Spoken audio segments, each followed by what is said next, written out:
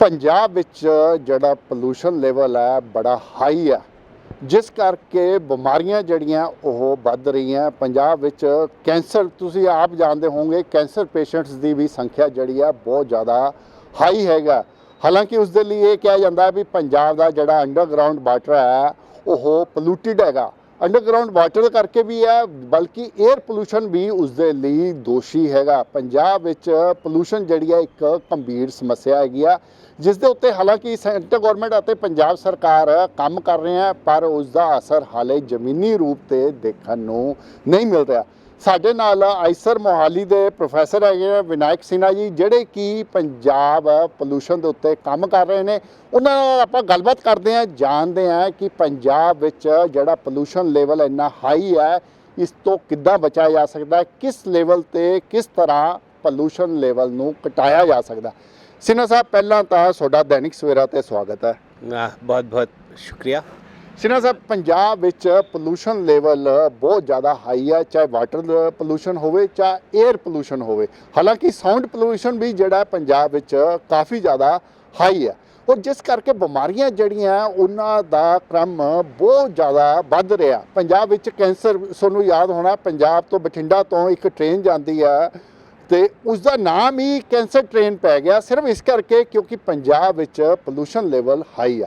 तो किस तरह, क्योंकि तुसी लगातार कहते पोलूशन ते काम कर रहे हो, किस तरह पंजाब का पोलूशन घटाया जा सकता? हाँ जी, बहुत बहुत धन्यवाद। पहले तो मैं ये कहना चाहूँगा कि ये जो समस्याएं हमें पंजाब में दिखती हैं, हाँ, कुछ बीमारियों का जो प्रेवलेंस है, जो होते हैं, उसकी तादाद शायद ज़्यादा है, कम, लेकिन जो वायु प्रदूषण की जहाँ तक बात करते हैं, तो वो हमारे पूरे इंडो गैंजेटिक प्लेन में आप ऐसा सोच सकते हैं कि सब एक ही कमरे में है जी। तो उस कमरे में जो कुछ भी होगा वो सब पे असर करेगा, क्योंकि हवा आता है जाता है। पहले पंजाब से पहले पाकिस्तान में होता है, उसके बाद फिर दिल्ली, उसके बाद फिर दूसरे जो इंडो गैंजेटिक प्लेन में जगह है, प्राइमरी वहाँ जाता है।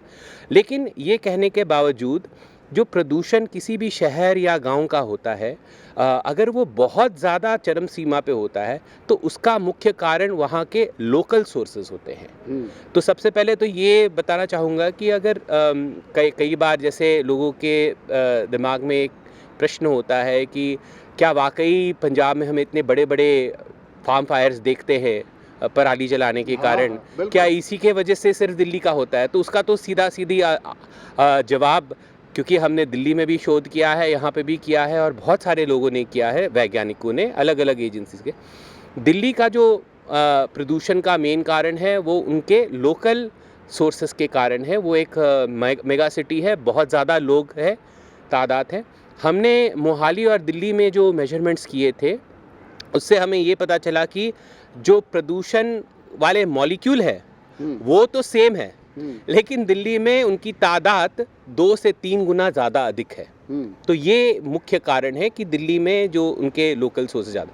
अब पंजाब की अगर हम बात करें, आपने कैंसर का जिक्र किया, तो देखिए, दरअसल न सिर्फ पंजाब बल्कि पूरे उत्तर भारत में कुछ ऐसी प्रक्रियाएं हैं जिसके कारण हम खुद को ही जहर देते हैं, और कई बार ये अज्ञानतावश होता है, कई बार इसलिए होता है क्योंकि हमारे पास कोई दूसरा विकल्प नहीं दिखता है, और उस चीज़ की प्रचलन काफ़ी समय से चले आई है। तो एक बताता हूँ, जैसे अगर हम कचरे की बात करें, घर का कचरा हो या खेत का कचरा हो, है ना, पराली, या इंडस्ट्रियल कचरा हो, तो घर का जो कचरा है आप देखेंगे प्राय रेड्डी वाले आते हैं, वो उसको ले जाते हैं और वो किसी खाली से ज़मीन के ऊपर डंप कर देते हैं। फिर वहाँ से जो काम की चीज़ें, वस्तुएं होती हैं, वो रिसाइकलर्स ले जाते हैं, सेग्रीगेट कर लेते हैं। लेकिन बहुत सारा ऐसा उसका क्वांटिटी वहाँ पे रह जाता है, जिसका जब कोई नहीं देखता है उसको आग लगा दिया जाता है। उस आग के कारण जो धुआं उत्पन्न होता है, उस धुएं में हमने मापन किया है कि बहुत सारे कैंसर प्रोड्यूस करने वाले मॉलिक्यूल्स है। एक जिसका हमारे इंडिया में भी जिस तरह से PM 2.5, जिसके बारे में लोग ज़्यादा जानते हैं वायु प्रदूषण के संदर्भ में, भी स्टैंडर्ड है, उसको कहते हैं बेंजीन।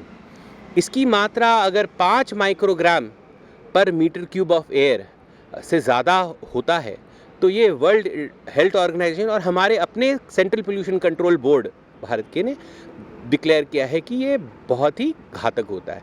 तो आपकी कैंसर की जो बात है, अगर हम किसी आम मनुष्य को देखें, मैं खुद को देखूं, तो मेरे को जो भी बीमारी हो वो जो मैं खाता हूँ, जो मैं पीता हूँ, जहाँ मैं रहता हूँ, ये सभी कारणों के वजह से होता है ना।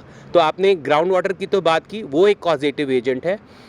और वायु प्रदूषण में बिल्कुल ये सही बात है कि अगर हम गंदे ईंधन का प्रयोग करें और उसके कारण जो आग जलाए वो खुला आग हो, ओपन फायर जिसको कहते हैं, और उससे जो धुआं निकलता है उसको हम फिर उसके पास में हो, तो निश्चित तौर पे हम अपने अंदर जो कैंसर प्रोड्यूस करने वाले केमिकल्स हैं उनकी मात्रा बढ़ा देते हैं। अब क्या इसी के वजह से किसी को कैंसर होता है, ये हम नहीं कह सकते, उसका जवाब कुछ और थोड़ा पेचीदा है, लेकिन ये हम निश्चित तौर पे कह सकते हैं कि उसके कारण उनकी जो प्रोबेबिलिटी है, चांस है कि उनको कैंसर हो, वो निश्चित तौर पे बढ़ जाता है। तो इसका समाधान क्या है, आपने जैसे पूछा, तो इसका समाधान ये है कि आप ये समझे कि वायु प्रदूषण हो या कोई दूसरा प्रदूषण हो, अगर वहाँ पर कुछ कंट्रोल्स लगे हुए हैं, उसको रेगुलेट किया जाता है, तो कहीं ना कहीं वो प्रदूषण ज़रूर उत्पन्न करता है, पर जिस पैमाने पे एक ओपन फायर प्रदूषण उत्पन्न करता है जिसमें कोई नियंत्रण नहीं है। मैं चाहूँ तो आज यहाँ पर कुछ पत्तों का ढेर लगा करके आग लगा सकता हूँ, वो धुआं हवा में चला गया, फिर सबको ग्रसित करेगा, है ना। तो उसी तरह, और इस तरह का जो धुआं है, भले ही जितना ईंधन इसमें जलता है वो कम हो, इसकी टॉक्सिसिटी, इसकी जो घातकता है वो बहुत प्रचंड है। तो इस तरह के सोर्सेस को अगर हम कम कर सके तो हम बहुत हद तक अपने वायु प्रदूषण को कम कर सकते हैं। हमारा उत्तर भारत, पूरे भारत में बहुत सारे डेवलपिंग कंट्रीज़ में एक ही कारण है वायु प्रदूषण ज़्यादा बढ़ने का, वो है बहुत ज़्यादा जब आबादी होती है, बहुत ज़्यादा वेस्ट प्रोड्यूस होता है, उस वेस्ट को हैंडल करने का सही तरीके से टेक्नोलॉजी नहीं इन प्लेस होता है, जैसे पब्लिक ट्रांसपोर्टेशन का भी नहीं होता है जितनी आबादी है, हाँ, और उसके कारण जो वेस्ट है वो जलाया जाता है ओपनली, और वो ओपन फायर की वजह से हम अपने आप को पॉइजन करते हैं। सिन्हा साहब, मैं ਤੁਹਾਡੀ ਗੱਲ ਜਿੰਨੇ ਕਿ ਮੈਂ ਸਮਝਿਆ ਵੀ ਜਿਹੜਾ ਪੋਲੂਸ਼ਨ ਹੈਗਾ, ਚਾਹੇ ਵਾਯੂ ਪੋਲੂਸ਼ਨ ਹੈ, ਚਾਹੇ ਵਾਟਰ ਪੋਲੂਸ਼ਨ ਹੈ, ਚਾਹੇ ਉਹ ਸਾਊਂਡ ਪੋਲੂਸ਼ਨ ਹੈਗਾ, ਇਹ ਕਿਸੇ ਨਾ ਕਿਸੇ ਤਰ੍ਹਾਂ ਸਾਡੀ ਹੈਲਥ ਨੂੰ ਪ੍ਰਭਾਵਿਤ ਕਰ ਰਿਹਾ। ਤੇ ਮੈਂ ਇਹ ਜਾਣਨਾ ਚਾਹੁੰਦਾ ਕਿ ਇਸ ਦੇ ਨਾਲ ਕੀ ਆਮ ਮਨੁੱਖ, ਜਿੱਦਾਂ ਮੇਰੀ ਏਜ ਹੈ, ਰੱਬ ਨੇ ਪਤਾ ਨਹੀਂ ਕਿੰਨੀ ਲਿਖੀ ਹੈ, ਪਰ ਉਹ ਮੇਰੀ ਏਜ ਕੀ ਉਹ ਘਟ ਰਹੀ ਹੈ, ਜਾਂ ਇੱਕ ਆਮ ਆਦਮੀ ਦੀ ਜਿਹੜੀ ਏਜ ਹੈ, ਨੋਰਮਲ ਏਜ ਹੈ, ਜਦ ਆਪਾਂ ਬਿਮਾਰੀਆਂ ਵੀ ਛੱਡ ਦਿੰਦੇ ਆ, ਕਿ ਆਮ ਆदमी ਦੀ एज ਤੇ कोई ये फ़र्क पाता? ये बिल्कुल, हम देखिए इसके ऊपर आदमी बहस कर सकता है कि कितना साल कम हो रहा है या कौन सी बीमारी कब आ सकती है, बिल्कुल ठीक है, क्योंकि उसके लिए बहुत सारे कारण फिर पिक्चर में आ जाते हैं। लेकिन वायु प्रदूषण या आपने जैसे बताया जल प्रदूषण या साउंड पोल्यूशन, ये स्पेसिफिक जो बॉडी में ऑर्गन्स हैं उसको अफेक्ट करते हैं। वायु प्रदूषण लंग्स को ज़्यादा, फेफड़ों को ज़्यादा अफेक्ट करता है, लेकिन अगर वायु प्रदूषण बहुत ज़्यादा हो तो वो हमारे एक बार ब्लड स्ट्रीम में भी घुस जाता है, फिर तो किसी भी ऑर्गन को करता है, और ये वेल एस्टैब्लिश फैक्ट है। और ये आपने पूछा कि क्या वायु घटती है, तो ये कोई नई बात नहीं है। आपको शायद ज्ञात होगा जब प्रेसिडेंट ओबामा यहाँ आए थे काफ़ी वर्ष पहले दिल्ली में, तो जो अमेरिकन मीडिया है उन्होंने इस बात को काफ़ी उछाला था कि उनकी एक दिन की आयु कम हो गई क्योंकि उन्होंने दिल्ली में कुछ घंटे बिताए। इस तरह के भी लोग बोलते हैं।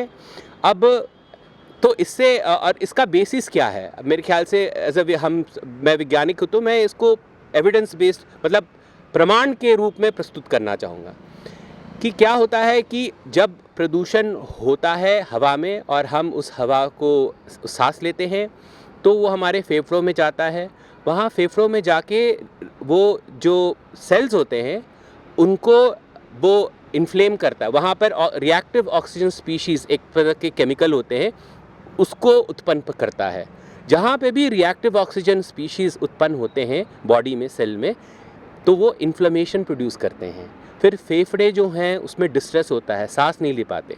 अच्छा, अब अगर वो वायु प्रदूषण जो हमने लिया है वो सिर्फ फेफड़ों तक नहीं सीमित रहता।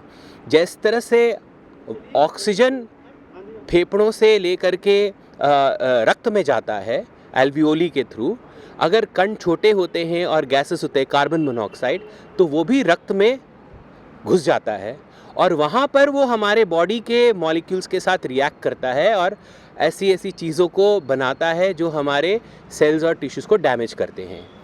और इस तरह से जैसे कुछ लोग कहते हैं प्रदूषण जहाँ होता है, ये प्रमाणित चीज़ है कि जहाँ हाईली पोल्यूटेड है रीजन्स ऑफ द वर्ल्ड, ना सिर्फ इंडिया में, ना सिर्फ पंजाब में, बल्कि और भी देशों में, अमेरिका में भी बहुत ऐसे जगह हैं जहाँ पे लो इनकम नेबरहुड होते हैं, वहाँ पे शोध इस चीज़ की ज़्यादा हमें डेटा मालूम है। वहाँ के लोगों को हार्ट अटैक आता है, वहाँ के लोगों को कम उम्र में, वहाँ के लोगों को ब्रेन स्ट्रोक आता है। और इसका फिजियोलॉजिकल रीज़न जो ये है, जब रक्त का बहाव ब्लॉक हो जाता है प्रदूषण के द्वारा, जो कण हैं उनको बॉडी में लेने के कारण, तो blockage will obviously lead to this other disease. Sinha Sahib, ਜਿੱਦਾਂ ਦੇਖਿਆ ਗਿਆ ਜਿਹੜਾ ਇਹ ਪੋਲੂਸ਼ਨ ਹੈਗਾ, ਪੋਲੂਸ਼ਨ ਦੇ ਕਰਕੇ ਲੋਕੀ ਬਿਮਾਰ ਹੁੰਦੇ ਆ ਤਾਂ ਉਹਨਾਂ ਦਾ ਇਲਾਜ ਵੀ ਹੁੰਦਾ। ਸਰਕਾਰਾਂ ਉਹ ਇਲਾਜ ਤੇ ਬਹੁਤ ਪੈਸਾ ਖਰਚ ਕਰ ਰਹੀਆਂ ਤਾਂ ਕਿ ਹਰ ਇੱਕ ਬੰਦੇ ਨੂੰ ਇਲਾਜ ਜਿਹੜਾ ਮਿਲਣਾ ਸੰਭਵ ਹੋ ਸਕੇ। ਤੇ ਤੁਹਾਨੂੰ ਨਹੀਂ ਲੱਗਦਾ ਵੀ ਇਲਾਜ ਨਾਲੋਂ ਜ਼ਿਆਦਾ ਜ਼ਰੂਰੀ ਹੈ ਕਿ ਸਰਕਾਰਾਂ ਜਿਹੜਾ ਪੈਸਾ ਇਲਾਜ ਤੇ ਖਰਚ ਕਰ ਰਹੀਆਂ, ਉਹੀ ਪੈਸਾ ਅਗਰ ਇਸ ਚੀਜ਼ ਤੇ ਆਪਾਂ ਖਰਚ ਕਰੀਏ ਕਿ ਪੋਲੂਸ਼ਨ ਲੈਵਲ ਜਿਹੜਾ ਹੈ ਉਹ ਘਟੇ ਕਿਸੇ ਤਰੀਕੇ ਨਾਲ, ਜਿੱਦਾਂ ਤੁਸੀਂ ਕਿਹਾ ਵੀ ਜਿਹੜਾ ਵੇਸਟੇਜ ਹੈ ਅਗਰ ਉਸ ਦਾ ਸਹੀ ਟ੍ਰੀਟਮੈਂਟ ਹੋ ਜੇ ਤਾਂ ਪੋਲੂਸ਼ਨ ਹੀ ਨਹੀਂ ਹੋਏਗਾ। ਤੇ ਤੁਹਾਨੂੰ ਨਹੀਂ ਲੱਗਦਾ ਵੀ ਉਹ ਪੈਸਾ ਜ਼ਿਆਦਾ ਜ਼ਰੂਰੀ ਹੈ कि उस चीज़ ਤੇ ਖਰਚਿਆ ਜਾਵੇ जिस करके पोल्यूशन हो रहा? जी जी, ये आपने बहुत 1000% की बात कही है। ये कोई भी साइंटिफिक जो स्टडी होती है वो अंत में जाके यही बोलती है prevention is better than cure. हाँ, और ये जो जैसे स्मॉग टायर लगाना या ऑड इवन करवाना, ये सब आप ऐसे समझ सकते हैं मरहम पट्टी करनी है। हाँ, चोट के ऊपर। चोट तो आ गया, हाँ, चोट को तो ठीक हो जो जाएगा नहीं। हाँ, मरहम पट्टी से आपको थोड़ा टेम्पररी उधर आपको लगता है, जबकि स्मॉग टावर से वो भी नहीं होता, क्योंकि वो साइंस के ऊपर साइंटिफिक बेसिस पे नहीं एक सोल्यूशन माना जाता है। हवा आपकी बाहर में अगर आप इंडर एयर प्योरीफायर को लगा दे तो हवा तो हमेशा रफ्तार में रहती है, वो हवा कहाँ से साफ़ हो पाएगी। लेकिन रूम के अंदर एयर प्यूरीफायर अगर आप लगा दें तो वो हवा वहीं रहती है, तो वो उसको साफ़ होने का चांस होता है। चलिए आपके इस पे प्रश्न पे आते हैं कि क्या ये एक आर्थिक विशेषज्ञ जो इकोनॉमिस्ट होते हैं, उन्होंने इकोनॉमिक एक्सपर्ट्स, उन्होंने एक चीज़ ऑलरेडी ये बता चुकी है जो आपने बताया कि अगर हम कॉस्ट टू द इन्वायरमेंट को कंसिडर करें, इन्वायरमेंट में हम भी आ गए, हमारा सेहत भी आ गया, हमारे जो क्रॉप्स है, जो हम धान उगाते हैं, उसमें भी प्रदूषण के कारण उत्पाद में घटौती होती है। प्रोफेसर मधुलिका अग्रवाल जो BHU में है, वो बड़ी नामी साइंटिस्ट इंडिया की, जिन्होंने ये चीज़ दिखाया है कि हमारी उपज वहाँ पे भी कम होती है। लेकिन ह्यूमन हेल्थ की अगर हम बात करें तो आपकी बात बिल्कुल सही है कि यही निवेश जो अभी हमें इस तरह से जो बीमारियां उत्पन्न होती हैं या बीमारियां बिगड़ जाती हैं, या अगर कोई दूसरी बीमारी हुई है तो उससे ठीक होने में जो समय लगता है, वो प्रदूषण, हाँ, समय और पैसा दोनों लगता है। तो वायु प्रदूषण के कारण दोनों ही चीज़ें बढ़ जाती हैं, और है ना। तो अगर हम वायु प्रदूषण को कम करेंगे तो हमको वहाँ पे उसकी ज़रूर बेनिफिट देखने को मिलेगी। आज के सेशन में यहाँ पर जो हुआ था, फोर्टिस के 4 डॉक्टर थे, एक पल्मोनोलॉजिस्ट जो लंग्स पे काम करते हैं, एक कार्डियोलॉजिस्ट जो दिल हार्ट पे काम करते हैं, एक गायनेकोलॉजिस्ट जो रिप्रोडक्टिव हेल्थ पे काम करते हैं, है ना। सब ने एक ही बात बताई कि उन्होंने अब वो जो देख रहे हैं एयर पोल्यूशन से कोरिलेशन, ये कहा जाता है कि correlation is not equal to causation, वो बात सही है, लेकिन जब कॉज मालूम है कि इस तरह के कण हमारे अंदर घुसने से, एयर पोल्यूटेंट अंदर लेने से हमारे शरीर में इतनी एडवर्स इफ़ेक्ट्स हो सकते हैं, तो फिर उस कोरिलेशन को ना मानना तो मूर्खतापन है। और इससे आपकी वही बात, हम आंकड़ों पे बहस हो सकती है कि 100 लोग 100 में से 19 को हानि हो रही है या 25 को हानि हो रही है, लेकिन मैं तो ये मानता हूँ कि अगर एक को भी हानि हो रही है तो क्यों हो, जबकि उसका निवारण हमें और भी चीज़ों में मदद करेगा कि हम बाहर में जब जाएं तो हमें यहाँ से हिमालय दिखेगा, जैसे कोविड के टाइम में दिखा था, जब हम आम तौर पे बिना कुछ ज़्यादा शक किए हुए पानी कहीं का भी पी सकें, है ना, तो ये चीज़ तो नो ब्रेनर है, इसके तो कॉमन गुड्स कहलाते हैं, इसको ये फंडामेंटल राइट है और इसको ज़रूर इसमें निवेश करना आवश्यक है। चलो, थैंक यू डॉक्टर। बहुत बहुत धन्यवाद। तो आईसर मोहाली ਦੇ ਪ੍ਰੋਫੈਸਰ ਹੈਗੇ ਆ ਪ੍ਰੋਫੈਸਰ ਵਿਨਾਇਕ ਸਿਨਹਾ ਜੀ, ਜਿਨ੍ਹਾਂ ਨੇ ਦੱਸਿਆ ਕਿ ਅਗਰ ਮਤਲਬ ਕਿ ਐਸੀ ਜਿਹੜਾ ਇਲਾਜ ਤੇ ਖਰਚ ਕਰਦੇ ਆ, ਕਿਉਂਕਿ ਪੰਜਾਬ ਵਿੱਚ ਜਾਂ ਪੂਰੇ ਦੇਸ਼ ਵਿੱਚ ਬਹੁਤ ਵੱਡੀ ਸੰਖਿਆ 'ਚ ਜਿਹੜਾ ਰੁਪਈਆ ਹੈ